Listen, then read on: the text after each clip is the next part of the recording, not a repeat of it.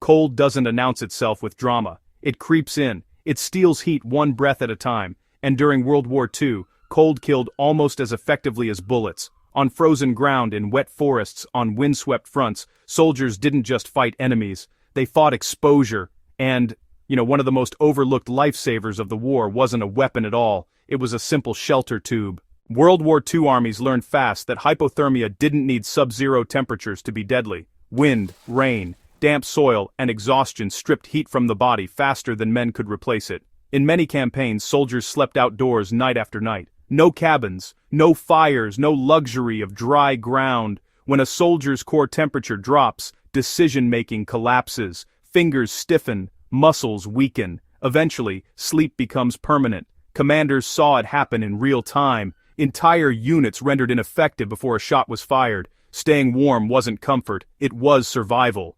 Early war tents were heavy, slow to deploy, and often impractical in combat zones. You couldn't always carry poles, you couldn't always hammer stakes, and you definitely couldn't always afford the time. More importantly, tents trapped air poorly, heat escaped, wind cut through gaps, rain soaked the ground beneath. A soldier lying directly on frozen earth lost body heat fast. Even inside a tent, armies needed something lighter, faster, smarter. The shelter tube was born from brutal necessity. Instead of building up and out, soldiers wrapped protection around themselves. Shelter halves, originally designed as simple fabric panels, could be buttoned together lengthwise to form a tube just wide enough for one man. Once inside, body heat stayed inside. Wind stayed out. Rain shed off the fabric instead of pooling underneath.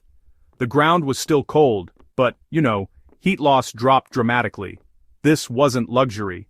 It was physics. So, here's how the shelter tube actually worked. The tube was effective because it reduced surface area exposure. A standing tent leaks heat everywhere, but a tight tube traps it. Soldiers would crawl in feet first, pulling the opening shut right behind them. A lot of them used their packs or boots to block airflow at the entrance.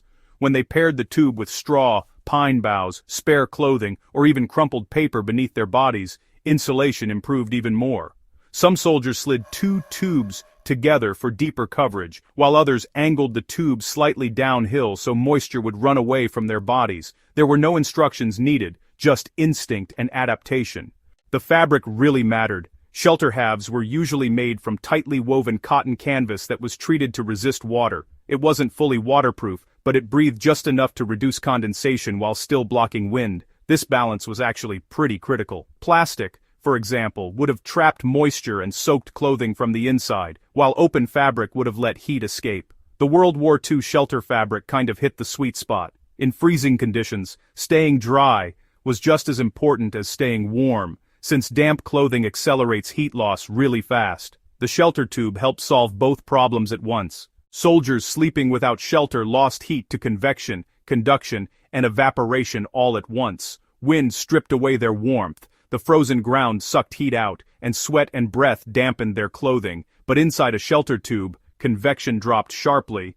Wind was blocked and moisture condensed on the fabric instead of the body. Even a small temperature difference could mean the line between waking up or, not waking up at all. Field reports consistently showed fewer cold injuries among troops who used improvised shelter systems effectively. No redesign, no new supply chain, just smarter use of what was already issued.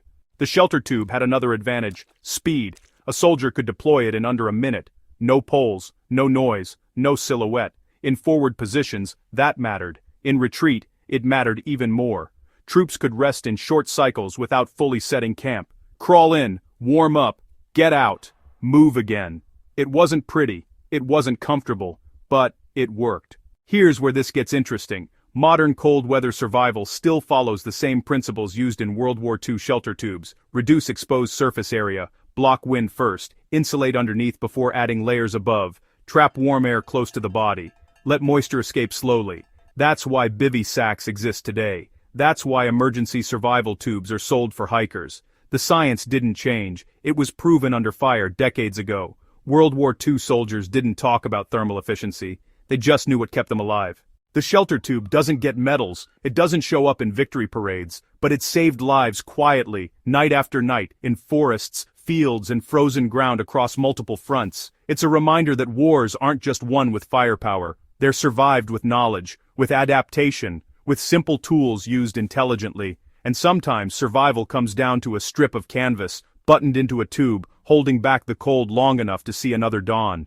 If stories like this matter to you, if you want the real human side of World War II history, make sure you subscribe to 0 Hour World War II. Share this with someone who thinks history is just dates and battles, because the truth lives in the details.